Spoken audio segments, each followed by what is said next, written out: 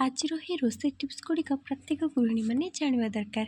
କାହିଁକି ନା ରୋଷେଇ ଟିପ୍ସ ଜାଣିଲେ ଆମେ ବହୁତ ସହଜରେ ଆଉ କମ୍ ସମୟ ଭିତରେ ବଢ଼ିଆ ବଢ଼ିଆ ରେସିପି ତିଆରି କରିପାରିବା। ପରିବାର ଲୋକମାନଙ୍କୁ ଟେଷ୍ଟି ଖାଇବା ବନେଇକି ଦେଇପାରିବା। ତାହେଲେ ଆସନ୍ତୁ ଡେରି ନ କରିକି ଆଜିର ଏହି ରୋଷେଇ ଟିପ୍ସ ଗୁଡ଼ିକ ଆରମ୍ଭ କରିବା। ପ୍ରଥମ ଟିପ୍ସ, ତେଲ ଏବଂ ମସଲାଯୁକ୍ତ ଖାଦ୍ୟ ଖାଇବାର 1 ଘଣ୍ଟା ପରେ ପ୍ରଚୁର ପାଣି ପିଅନ୍ତୁ। ଏହାଦ୍ୱାରା ପରିସ୍ରା ଦ୍ୱାର ଦେଇ ଶରୀରର ସବୁ ମଇଳା ବାହାରି ଆସିଥାଏ। ତା ସହିତ ପେଟ ସମସ୍ୟା ମଧ୍ୟ କମ୍ ହୋଇଥାଏ। ଯଦି ମୁହଁକୁ ଆପଣ ଗୋରା ଆଉ ଚିକ୍କଣ କରିବା ପାଇଁ ଚାହୁଁଛନ୍ତି, ତାହେଲେ ପ୍ରତ୍ୟେକ ଦିନ ସକାଳୁ ମୁହଁରେ ଗାଈ କ୍ଷୀର ମାଲିସ କରନ୍ତୁ। ଦେଖିବେ 15 ଦିନ ଭିତରେ ଫରକ କ'ଣ ଆପଣମାନେ ଜାଣିପାରିବେ। ଥଣ୍ଡା ପାଣି ସହ କୌଣସି ପ୍ରକାରର ଔଷଧ କେବେ ବି ଖାଆନ୍ତୁ ନାହିଁ। ଏହାଦ୍ୱାରା ଔଷଧର କାର୍ଯ୍ୟକାରିତା ନଷ୍ଟ ହୋଇଯାଏ। ଔଷଧ ଖାଇବା ପାଇଁ ସର୍ବଦା ଉଷୁମ ପାଣିର ବ୍ୟବହାର କରନ୍ତୁ। କଞ୍ଚା ଲଙ୍କା କାଟିବା ପରେ ହାତ ଯଦି ଜଳାପୋଡ଼ା ହେଉଥାଏ, ତାହେଲେ ଆପଣ ହାତରେ କଞ୍ଚା କ୍ଷୀର ନିହାତି ଲଗାନ୍ତୁ। ଦେଖିବେ ତୁରନ୍ତ ଆପଣଙ୍କୁ ଆରାମ ମିଳିବ। କେଶକୁ ଗରମ ପାଣିରେ କେବେ ବି ଧୁଅନ୍ତୁ ନାହିଁ, କାହିଁକିନା ଗରମ ପାଣିରେ କେଶ ଧୋଇବା ଦ୍ୱାରା କେଶର ମୂଳ ଦୁର୍ବଳ ହୋଇପଡ଼େ ଏବଂ କେଶ ମଧ୍ୟ ଝଡ଼ିଥାଏ। ତେଣୁ ସେଥିପାଇଁ କେଶକୁ ଗରମ ପାଣିରେ କେବେ ବି ଧୋଇବା କଥା ନୁହଁ। ଗର୍ଭବତୀ ମହିଳାମାନେ ଡାର୍କ ଚକୋଲେଟ୍ ଖାଇବା ଉଚିତ। ଏହାଦ୍ୱାରା ଶିଶୁ ସୁନ୍ଦର ଆଉ ସ୍ୱାସ୍ଥ୍ୟବାନ ହୋଇ ଜନ୍ମ ନେଇଥାଏ। ପ୍ରତ୍ୟେକ ଦିନ ଗୋଟିଏ ପାଚିଲା କଦଳୀ ଖାଇଲେ ସ୍ମୃତି ଶକ୍ତି ବଢ଼ିଥାଏ। କ୍ୟାଲସିୟମ ଅଭାବ ଥିବା ଲୋକମାନେ ନିଶ୍ଚୟ ପ୍ରତ୍ୟେକ ଦିନ କଦଳୀ ଖାଇବା ଆବଶ୍ୟକ। ଏହାଦ୍ୱାରା ଶରୀରକୁ ଉପଯୁକ୍ତ କ୍ୟାଲସିୟମ ମିଳିଥାଏ। ସବୁବେଳେ ରସୁଣକୁ ଆପଣ ଅନ୍ଧାର ସ୍ଥାନରେ ହିଁ ରଖନ୍ତୁ, କାହିଁକିନା ରସୁଣକୁ ଅନ୍ଧାର ସ୍ଥାନରେ ରଖିଲେ ରସୁଣ ନ ଶୁଖିକି 1 ବର୍ଷ ପର୍ଯ୍ୟନ୍ତ ସୁରକ୍ଷିତ ରହିଥାଏ। ଆପଣ ସବୁବେଳେ ଏହାକୁ ବ୍ୟବହାର କରିପାରିବେ ଅଧିକ ଦିନ ପର୍ଯ୍ୟନ୍ତ। ଯଦି ଘରେ ଆପଣଙ୍କର ଆଳୁ ସରିଯାଇଥାଏ ନଥାଏ, ତାହେଲେ ଆଳୁ ବଦଳରେ ଆପଣ କଞ୍ଚା କଦଳୀକୁ ବ୍ୟବହାର କରନ୍ତୁ ତରକାରୀ କିମ୍ବା ଭଜାରେ, କାହିଁକିନା ଏହା ସ୍ୱାସ୍ଥ୍ୟ ପାଇଁ ଲାଭଦାୟକ ଆଉ ପୁଷ୍ଟିକତା ମଧ୍ୟ ହୋଇଥାଏ। ରୁଟି ପାଇଁ ଅଟା ଚକଟିବା ପରେ ଅଟାକୁ 10 ରୁ 15 ମିନିଟ୍ ପାଇଁ ଢାଙ୍କୁଣୀ ଘୋଡ଼ାଇକି ରଖିଦିଅନ୍ତୁ। ତାପରେ ଅଟାକୁ ଗୋଳା କରି ବେଲିକି ରୁଟି ପ୍ରସ୍ତୁତ କରନ୍ତୁ। ଦେଖିବେ ରୁଟି ପୁରା ନରମ ଆଉ ଫୁଲା ହେବ। ସଜନା ଛୁଇଁକୁ ଅଧିକ ଦିନ ପର୍ଯ୍ୟନ୍ତ ଫ୍ରେଶ୍ ରଖିବା ପାଇଁ ହେଲେ ସଜନା ଛୁଇଁକୁ ଗୋଟିଏ ଓଦା କପଡ଼ାରେ ଗୁଡ଼ାଇକି ଫ୍ରିଜରେ ଷ୍ଟୋର କରି ରଖିଦିଅନ୍ତୁ। ଦେଖିବେ ସଜନା ଛୁଇଁ ଅଧିକ ଦିନ ପର୍ଯ୍ୟନ୍ତ ଫ୍ରେଶ୍ ରହିବ। ଯେଉଁମାନଙ୍କ ଭିଡ଼ିଓଟି ଭଲ ଲାଗୁଛି ଆଉ ଏଥିରୁ କିଛି ଶିଖିବାକୁ ମିଳୁଛି, ତ ସମସ୍ତେ କମେଣ୍ଟରେ ଜୟ ଶ୍ରୀ ଜଗନ୍ନାଥ ଥରୁଟିଏ ଲେଖିଦିଅନ୍ତୁ। ଜାଣିବା ପରବର୍ତ୍ତୀ ଟିପ୍ସ। ପୁରୀକୁ ଅଧିକ ଖାସ୍ତା କରିବା ପାଇଁ ହେଲେ ଅଟା ଚକଟିବା ସମୟରେ ସେଥିରେ 1 ଚାମଚ ସୁଜି କିମ୍ବା ଚାଉଳ ଗୁଣ୍ଡ ନିହାତି ମିଶାନ୍ତୁ। ଏପରି କଲେ ପୁରୀ ଖାସ୍ତା ତିଆରି ହୋଇଥାଏ। ଯେବେ ବି ଆପଣ ଯେକୌଣସି ଗ୍ରେଭି କିମ୍ବା ତରକାରୀ ରୋଷେଇ କରୁଛନ୍ତି, ତାହେଲେ ପିଆଜ ଆଉ ଟମାଟୋକୁ ଭଲ ଭାବରେ ତେଲରେ ହିଁ କଷନ୍ତୁ।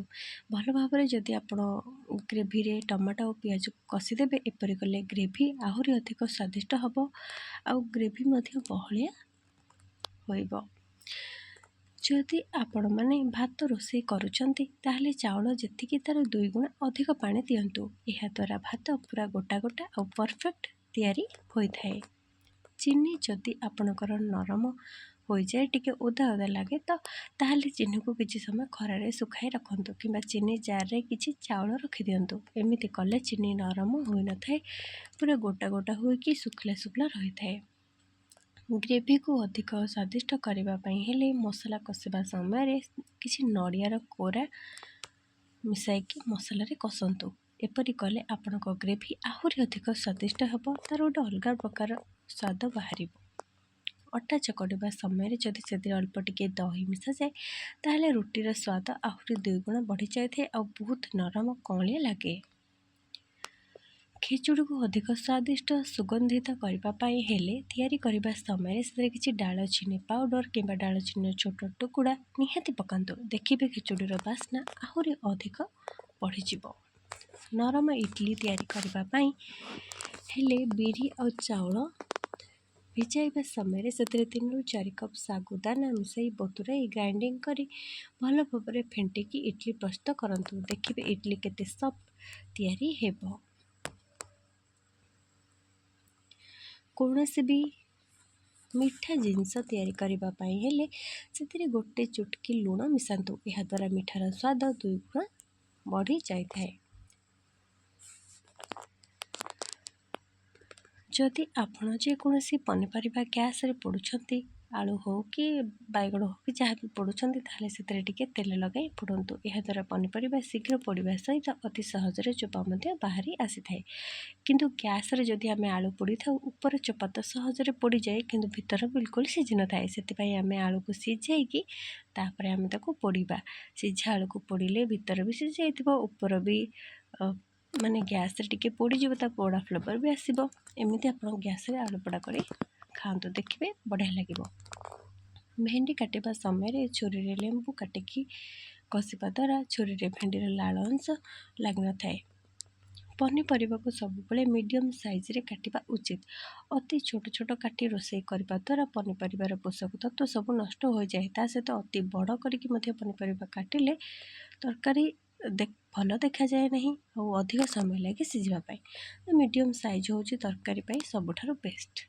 ଆଳୁ ସିଝାଇବା ସମୟରେ ପାଣିରେ କିଛି ଲୁଣ ପକାଇ ସିଝାଇବା ଉଚିତ। ଏମିତି କଲେ ଆଳୁ ଫାଟି ନଥାଏ ଆଉ ଅତି ସହଜରେ ମଧ୍ୟ ଆଳୁର ଚୋପା ବାହାରି ଆସିଥାଏ।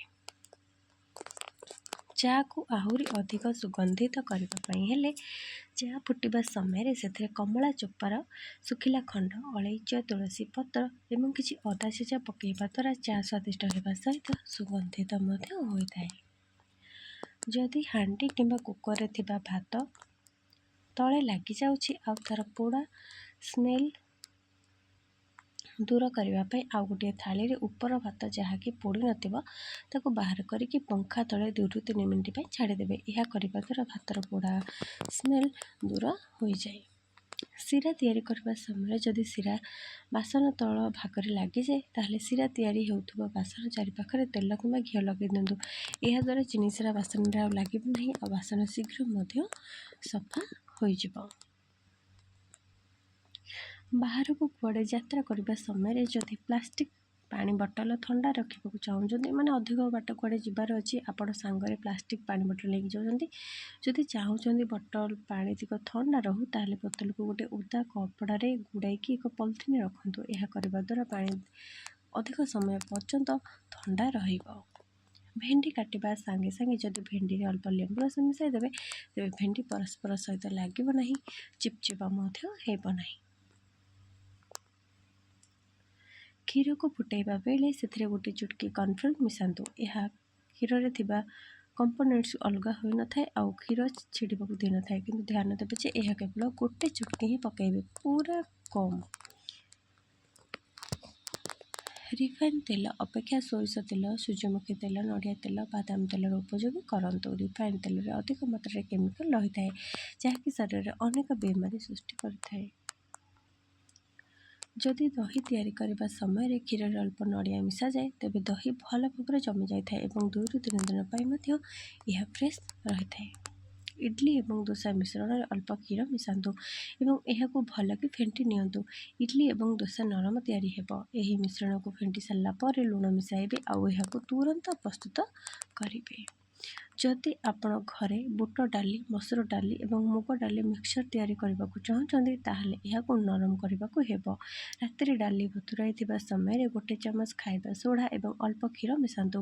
ଛାଣିବା ସମୟରେ ଡାଲି ପୁରା ଫୁଲିକି ନରମ ହେବ। କ୍ଷୀର ଦେଲେ ଡାଲି ଭିତର ଅଂଶ ଅଧିକ ନରମ ଆଉ ସ୍ୱାଦିଷ୍ଟ କରିଦେଇଥାଏ। ଯଦି ହାଣ୍ଡି କିମ୍ବା କୁକରରେ ଥିବା ଭାତ ତଳେ ଲାଗିଯାଉଛି ଆଉ ତା'ର ପୋଡ଼ା ଗନ୍ଧ ସ୍ମେଲ୍ କରିବା ପାଇଁ ଆଉ ଗୋଟିଏ ଥାଳି ଆପଣ ପ୍ରଥମେ ସେ ଭାତକୁ ବାହାର କରିଦେଇଥିବେ, ତାପରେ ତାକୁ ପଙ୍ଖା ଲଗାଇଦେବେ, 2ରୁ 3 ମିନିଟ୍ ପାଇଁ ଛାଡ଼ିଦେବେ। ଏମିତି କଲେ ଭାତର ଯେଉଁ ପୋଡ଼ା ସ୍ମେଲ୍ଟା ସେଟା ଆରାମସେ ବାହାରିଯିବ। ଯେଉଁମାନେ ଆଜିର ଏହି ରୋଷେଇ ଟିପ୍ସ ଗୁଡ଼ିକ ଶେଷ ପର୍ଯ୍ୟନ୍ତ ଦେଖିଲେ, ସେମାନଙ୍କୁ ହୃଦୟରୁ ବହୁତ ବହୁତ ଧନ୍ୟବାଦ। ଆଉ ଆପଣମାନଙ୍କୁ ଆଜିର ଏହି ରୋଷେଇ ଟିପ୍ସ ଗୁଡ଼ିକ କେମିତି ଲାଗିଲା ମୋତେ ନିଶ୍ଚୟ କମେଣ୍ଟରେ କୁହନ୍ତୁ। ସମସ୍ତେ ଜୟ ଶ୍ରୀ ଜଗନ୍ନାଥ ଥରୁଟିଏ କମେଣ୍ଟରେ ଲେଖନ୍ତୁ, କାହିଁକିନା ଆପଣମାନେ ଆଜି ଯଦି କେଉଁଠାରେ ବି ଜୟ ଜଗନ୍ନାଥ କହିନାହାନ୍ତି, ଲେଖିନାହାନ୍ତି, ତାହେଲେ ନିହାତି କମେଣ୍ଟରେ ଲେଖିଦିଅନ୍ତୁ। ଆଉ ଭଗବାନ ଆପଣମାନଙ୍କୁ ସବୁବେଳେ ଏମିତି ଖୁସିରେ ରଖନ୍ତୁ, ଆପଣମାନେ ମଧ୍ୟ ଭଲରେ ରୁହନ୍ତୁ। ଏମିତି ଯେଉଁମାନେ ଶିକ୍ଷଣୀୟ ଭିଡ଼ିଓ ପ୍ରତ୍ୟେକ ଦିନ ଦେଖିବାକୁ ଚାହୁଁଛନ୍ତି, ଆମ ଚ୍ୟାନେଲକୁ ନିହାତି ସବସ୍କ୍ରାଇବ୍ କରନ୍ତୁ ଆଉ